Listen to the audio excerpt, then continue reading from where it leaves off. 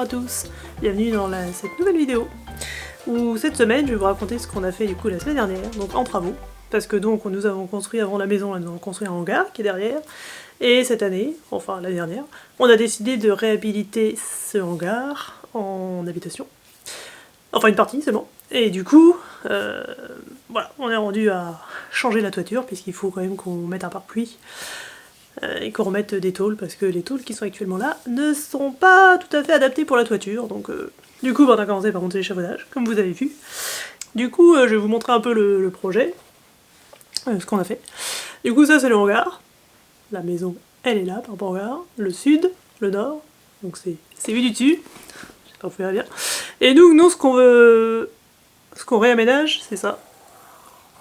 Voilà, cette partie là, ça va devenir une habitation. Habitation. Cette partie-là, on la garde pour nous. Hangar. J'écris bien à l'envers. Et du coup, il faut qu'on refasse la toiture. Cette partie-là de la toiture, on va pas la refaire du tout. Parce qu'il n'y a pas besoin. Qu'il y a quand même beaucoup de tôles. Je pense en comptant, il y en aura bien 6-7 déjà de chaque côté. C'est long, hein. Il y a 110 mètres carrés en tout. Donc cette partie-là, on a décidé de pas la refaire du tout. Parce que ça fonctionne bien. Hein, ça prend pas l'eau. Voilà, ça nous économisera des tôles et du temps de travaux surtout, hein, parce que tout enlever et tout remettre, même si c'est pas si long, ça prend quand même du temps. Donc du coup, ce qu'on a fait nous cette semaine, c'est qu'on a fait cette partie-là. On a essayé de faire ce pan de toiture-là, ça monte là et ça redescend. Et là, c'est en creux, c'est des nous. Voilà, donc on a essayé de commencer par la partie nord, donc on a monté l'échafaudage ici. Voilà, donc c'est pour que vous situiez les machins, où est-ce qu'on est. Après il y a les voisins derrière. Voilà. Donc on a commencé par enlever la toiture, enfin, enlever les tôles, évidemment.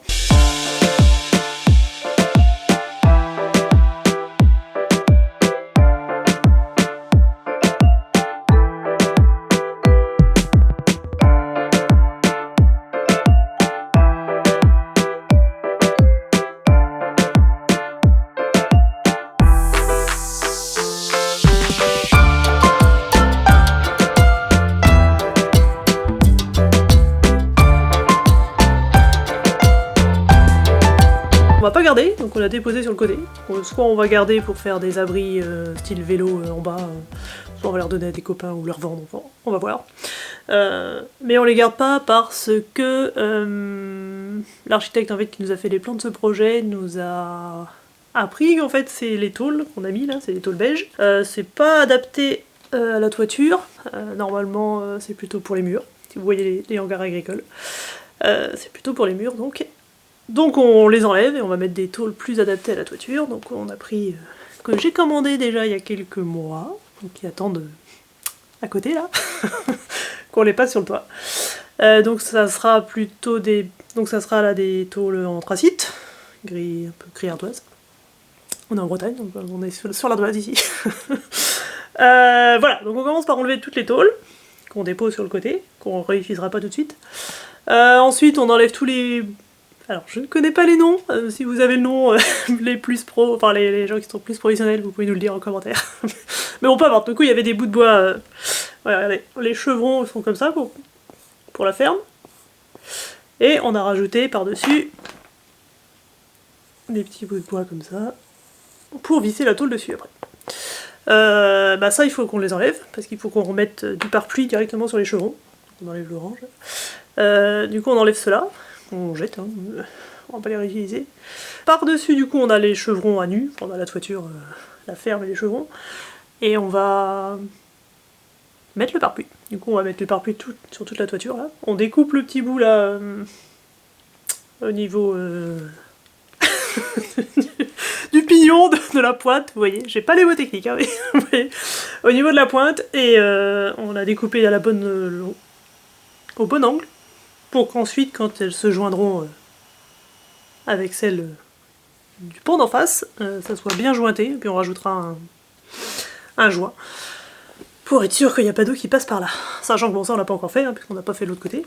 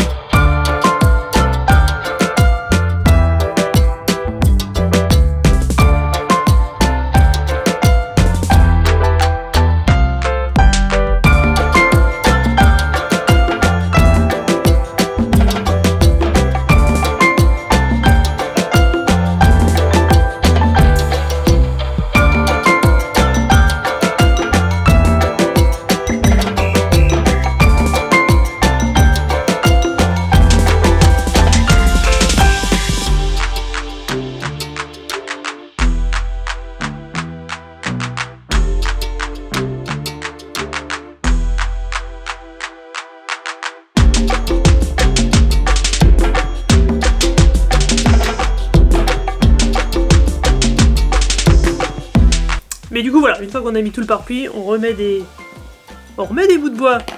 Nouveaux bouts de bois. Bon, je reprends les couleurs. Par-dessus le pare-pluie et par-dessus dans l'alignement des chevrons pour bien plaquer le pare-pluie sur les chevrons et éviter qu'il y ait trop de trous dans le pare-pluie. Ça risque de faire des entrées d'eau du coup.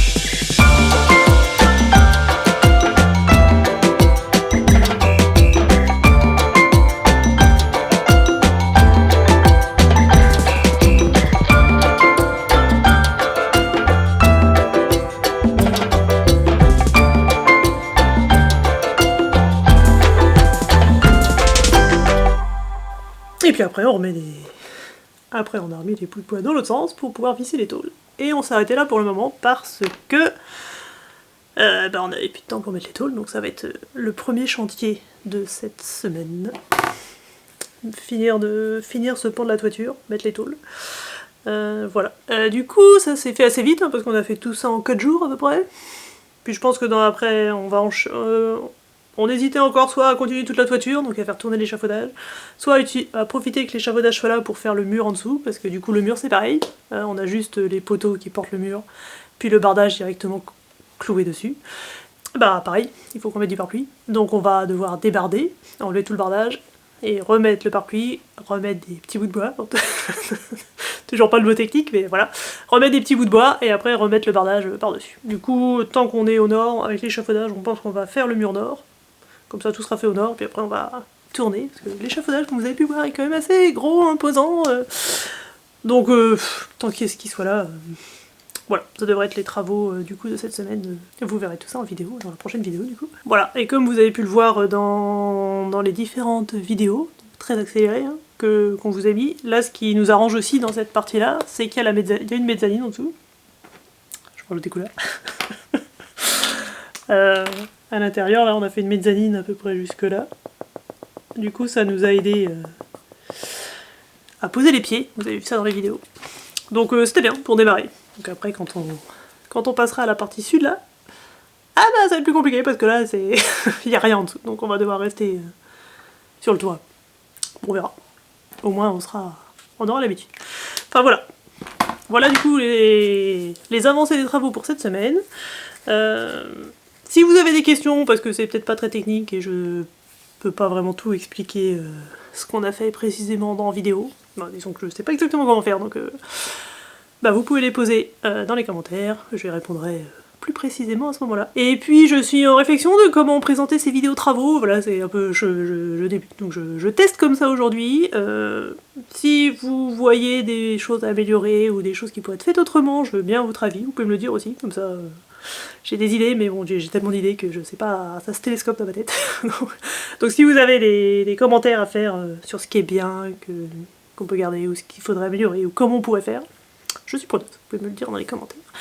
Et puis bah du coup je vous dis à la semaine prochaine, ou 10 jours, pour la prochaine vidéo, avancée des travaux, espérons les tôles, et puis le mur nord, c'est trop cool.